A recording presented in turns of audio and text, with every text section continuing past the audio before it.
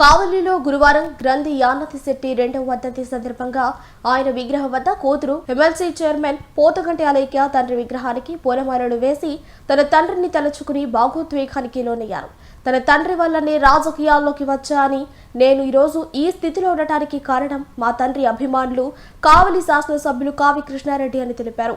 ఇవాళ నేను పిలిచిన వెంటనే కూటమి ప్రభుత్వ నాయకులు, కార్యకర్తలు, అభిమానులు వచ్చి తన తండ్రికి ఘన నివాళులు అర్పించినందుకు అందరికీ ధన్యవాదాలు తెలిపారు. వారి యానాశెట్టి గారిది నిజంగా ఒక స్కూల్ టైప్ కావాలి. పట్టణంలో ఎంతో మంది కౌన్సిలర్లని, ఎంతో మంది మున్సిపల్ చైర్మన్లు కూడా తయారు చేసిన నాయకుడు యానాశెట్టి గారు.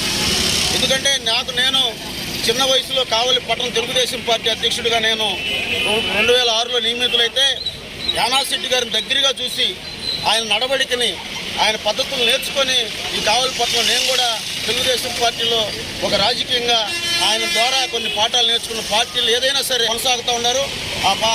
అలైక్య గారికి, ఏఎంసీ చైర్మన్ గారికి మేము పార్టీలకు అతీతంగా తెలుగుదేశం పార్టీ తరఫున కూడా వాళ్ళ కుటుంబానికి ఎల్లవేళ అండదండలుగా ఉంటామని చెప్పి తెలియజేసుకుంటూ ఈనాటి ఈ కార్యక్రమానికి ఇచ్చేసిన గ్రంథి యానాశెట్టి గారి అభిమానులు, ఉమ్మడి కూటమి నాయకులు, మీడియా వారికి అందరూ కూడా తెలుగుదేశం పార్టీ రాష్ట్ర పార్టీ తరఫున ధన్యవాదాలు. ఈరోజు గౌరవనీయులు పెద్దలు కావలి మాజీ మున్సిపల్ చైర్మన్ గారు అయినటువంటి గ్రంథి యానాశెట్టి గారి రెండవ వర్ధంతి కార్యక్రమంలో వారి కుటుంబ సభ్యులు, అదేవిధంగా తెలుగుదేశం పార్టీ ఏర్పాటు చేసినటువంటి కార్యక్రమంలో పాల్గొనడం జరుగుతుంది.